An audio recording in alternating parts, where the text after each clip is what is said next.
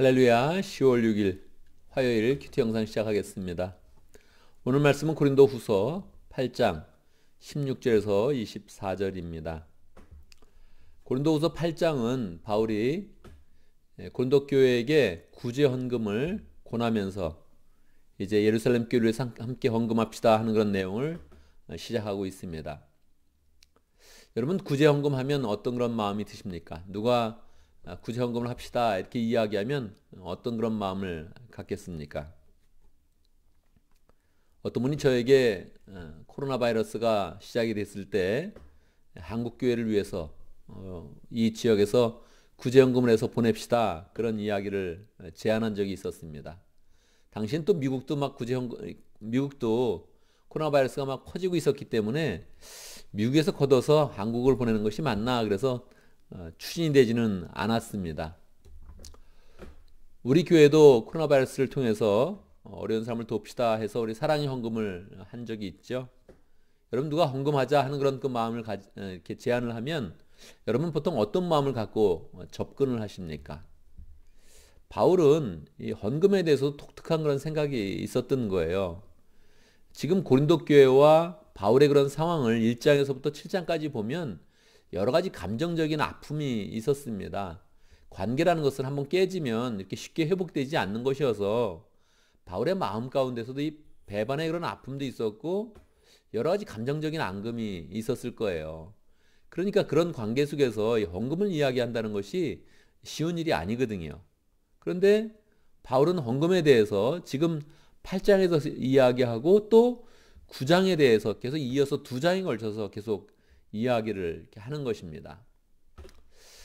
그런데 이 접근이 좀 다른 거예요. 바울은 헌금 그러면 사람들이 돈을 내라는구나 이렇게 쉽게 생각을 하는데, 바울은 처음부터 그 목적이 좀 달랐던 거예요. 바울은 이 구제 헌금을 하는 그런 그 목적이 하나님의 그런 사업을 위해서 했던 것입니다. 바울은 구제 헌금을 통해서 유대인을 구원하고 싶은 그런 그 열망을 잘 표현하고 싶었던 거예요. 구제 헌금을 통해서 이방인의 교회들이 얼마나 복음 가운데서 기뻐하고 있는지, 얼마나 크게 자리 잡고 있는지 이것을 유대인에게 보여주면서 유대인 당신들도 빨리 복음에 굳게 서야 된다. 예루살렘 교회가 이렇게 약해서는 안 된다. 예루살렘 교회가 더 풍성하게 복음으로 전파돼야 된다. 이런 도전을 주고 싶었던 것입니다. 그래서 이 구제 헌금을 가능한 많이 하고 싶었어요. 그러니까 고린도 교회가 조금 더 부자 교회니까 지금 마게도냐 지역에서 빌립보 교회에서도 헌금을 했지만 이 고린도 교회가 더 많이 했으면 좋겠다고 생각을 한 거예요. 또 그냥 헌금만 하십시오 이러고 싶지가 않았던 거예요. 이게 큰 프로젝트로 그냥 복음 사업의 큰 열정으로 함께 마음이 잘 모아지기를 이렇게 원했던 거예요. 그래서 바울이 나중에 갈 것인데, 나중에 가서 헌금을 다 모을 것인데, 지금 바울은 미리 가서 여러분 이 헌금 이렇게 준비하는 거 이거 열심히 참여하십시오 그렇게 권해주기를 원했던 것입니다. 그러면 뭐 글로도 그 뜻을 전할 수 있을 것인데 바울은 그렇게 하고 싶지 않았던 거예요. 사람을 특별히 보내서 이 구제 헌금 프로젝트가 잘 진행되기를 원했던 거예요. 그래서 디도를 지금 보내는 겁니다. 고린도 후서에 기록을 하고 디도를 보내고 또 오늘 보니까 동역자 2사람을 함께 보내는 거예요. 우리도 사랑의 헌금을 할 때 나눔위원회를 이렇게 만들지 않았습니까? 누굴 세웁니까? 조금 더 신실한 사람, 믿을 만한 사람, 판단과 결정을 신뢰할 만한 그런 분을 이렇게 세우지 않습니까? 좋은 사람을 세워서 다른 교회에 보내서 거기서 그 예루살렘 교회의 그런 구제 사업이 잘 진행될 수 있도록 미리 사람을 보냈다는 거예요. 그 사람을 보내면서 추천하는 그런 내용이 오늘의 그런 그 내용입니다. 8장 16절, 여러분을 위한 나의 열정과 똑같은 열성을 디도의 마음에 주신 하나님께 나는 감사를 드립니다. 디도를 이제 추천하는 것이죠. 디도는 이미 알고 있었고요. 이미 이 고린도 후서를 쓰기 전에도 눈물의 편지를 통해서 그 결과가 어떻게 나타나는지를 디도를 보내서 한번 살펴보지 않았습니까? 디도를 통해서 이미 사역을 하라고, 고린도 교회에 가서 사역을 하라고 이미 파송을 한 적이 있었습니다. 그런데 또 한 번 디도를 다시 보내는 거예요. 다시 보내서 지금 고린도 교회가 이 구제 사업을 하는 것이 얼마나 중요한지, 얼마나 또 많은 사람이 동참해야 되는지 가서 이렇게 독려하기 위해서 디도를 이제 보낸다는 거예요. 여러분, 디도와 바울의 그런 관계는 어떠합니까? 바울이 특별히 디도서를 기록을 했거든요. 목회 서신이라 그러죠.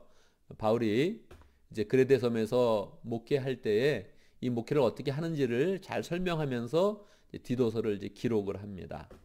그 디도서에서 바울이 디도를 향해서 나의 아들 그런 표현을 써요. 그래서 저는 마음 가운데 디도와 바울은 한 30년 정도 차이가 나나 보다 그렇게 생각을 했어요. 30년이라 그러면은 디도가 지금 20대 후반 아니면 30대 초반 이렇게 돼야 되거든요. 근데 조금 더 연구해 보니까 디도 나이가 적지 않더라고요. 적지 않고 바울과 이렇게 큰 차이가 나지는 않더라고요. 디도는 출신이 유대인이 아니고 이제 완전히 이방인이었죠. 완전 이방인이었고 엄마 아버지가 다 그런 이방인이어서 유대인의 피가 전혀 없는 그런 사람이 예수님 때문에 이제 변화를 받아서 이제 바울과 함께 동역하는 그런 사람이었죠. 바울을 통해서 이제 전도가 됐기 때문에 나의 아들 그런 표현을 썼지만 바울하고 분명히 10살 차이는 나지 않더라고요. 10살 이내, 5살에서 한 8살 정도 그 정도밖에 차이가 나지 않더라고요. 근데 나의 아들 이런 표현을 썼고 여기서 이제 그런 표현 없이 그냥 동역자, 아주 신뢰하는 그런 사람으로 이제 쓰고 있는 것이죠. 17절 그는 우리의 청을 받아들였을 뿐 아니라 더욱 열심을 내어서 자진하여서 여러분에게로 갔습니다. 그러니까 디도는 고린도 교회를 향한 그런 뜨거운 열정이 있었고 또 파송할 때 기쁨으로 열심을 내어서 고린도 교회는 내가 다시 한번 가보겠습니다 하는 그런 그 마음으로 가서 또 사역도 하고 헌금에 대한 그런 강조를 하는 것이죠.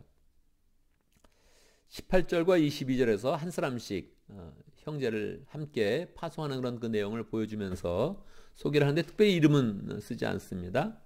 우리는 그와 함께 형제 한 사람을 보냈습니다. 이 형제는 복음을 전하는 일로 모든 교회에서 칭찬이 자자한 사람입니다. 그러니까 바울은 헌금을 하면서도 지금 돈 계산을 잘합니다. 돈 계산이 확실합니다. 이렇게 얘기하지 않고 복음을 전하는 일로 교회에서 칭찬이 자잘한 사람이다. 이렇게 소개를 하고 있죠. 그래서 바울이 일을 하면서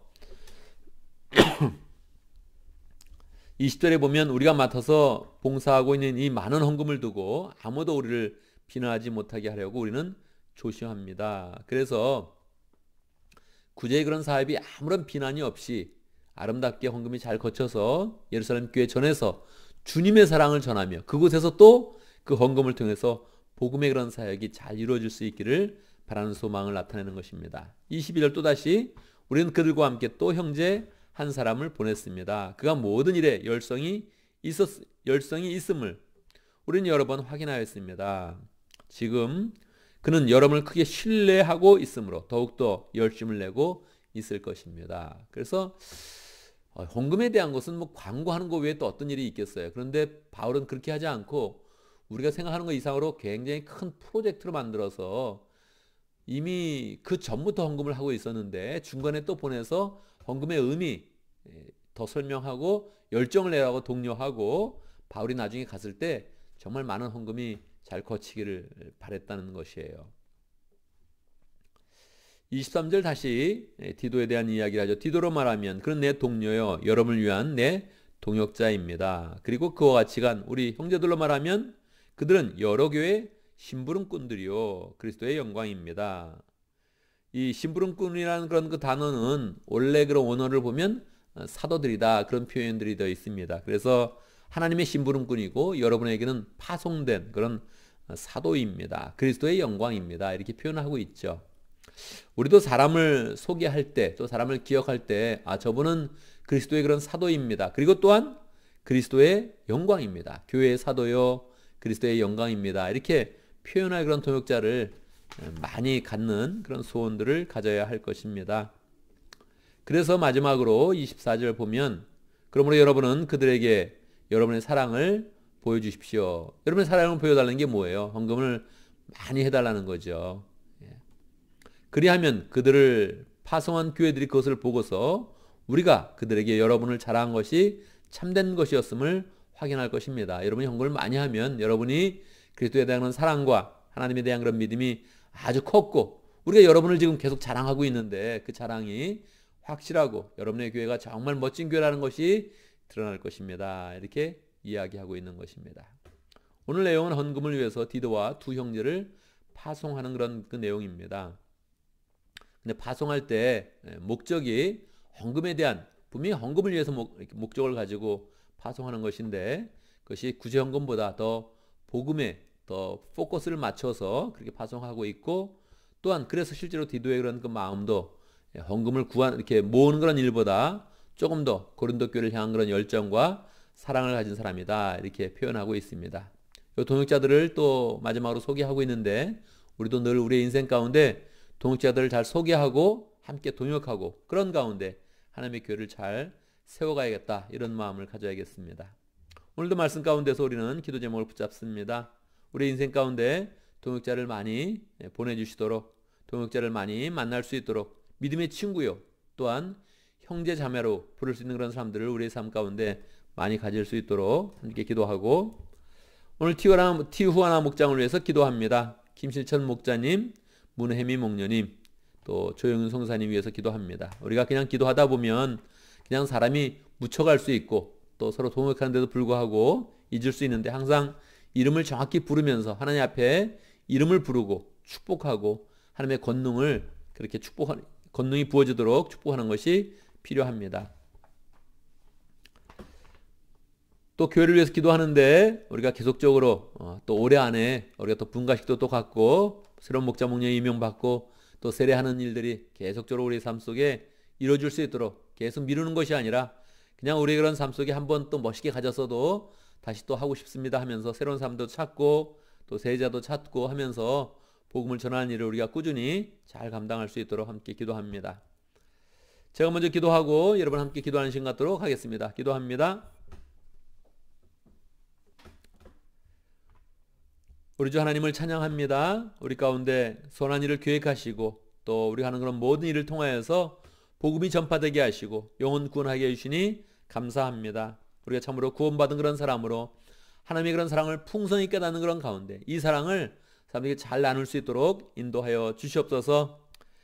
바울이 고린도 교회를 생각하면서 구제헌금을 독려하지만 그의 그런 그 마음 가운데는 하나님에 대한 그런 뜨거운 사랑과 영혼을 향한 그런 사랑과 영혼을 아무쪼록 구원하겠다는 그런 열정으로 구제헌금을 하는 것을 우리가 보고 있습니다. 하나님 아버지, 우리의 그런 그 마음 가운데서도 어떤 사업을 하든지 하나님을 사랑하고 또 영혼을 사랑하는 그 마음으로 영혼군에 대한 열정을 가지고 교회를 잘 감당할 수 있도록 인도하여 주시옵소서.